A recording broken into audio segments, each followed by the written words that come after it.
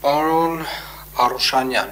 առաջարկում եմ մի փոքր պատմեք աղբավայրում տեղի ունեցող զարգացումների մասին, որպեսզի ընթացքից մենք էլ տեղեկանանք։ Խնդրեմ։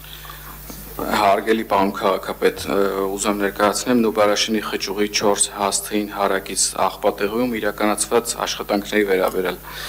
Աղբատեղիում իրականացվել են մեծածավալ աշխատանքներ, իրականացվել են տարածքի տարիների ընթացքում կուտակված աղբից մաքրման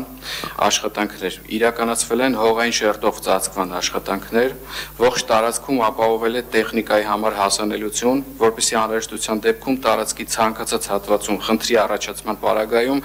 հասանելի լինի այդ հատվածը տեխնիկայի օգտագործման եւ առաջացած խնդրի շուտապույտ լուծման համար։ Տեղեկացնում եմ, որ տարածքում առանձնացվել է շուրջ 5000 քառակուսի մետր հատված, որի վրա իրականացվել է հարթակի կառուցում։ 5000 քառակուսի մետր տարածքի վրա իրականացվել են տարածքի հարթեցում եւ կոշտ պատվածքով, այսինքն ասֆալտի քերուկով պատում։ Այս ամենը իրականացվել է Երևանի աղբանության եւ սանիտարական մաքրման համայնքային հիմնարկի մեքենաների անխափան մուտքն եւ աղբի բեռնաթափումն անխափան իրականացնելու համար։ Իրականացվել է արգելափակոցների տեղադրման աշխատանքներ, ներկայումս վերահսկվում է մուտք աղբատեղի եւ բացառվում է կողմնակի անձանց մուտքն տարածք։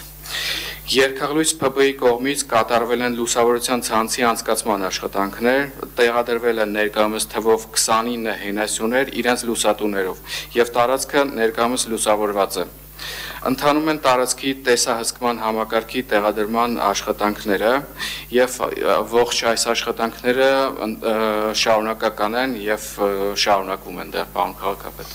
Շնորհակալ եմ, պարոն Արուշանյան, շատ կարևոր է արձանագրել, որ այս կարճ ժամանակահատվածում Նուբարաշենի աղբավայրում մենք ենթակառուցվածքային առումով էական փոփոխություն ունենք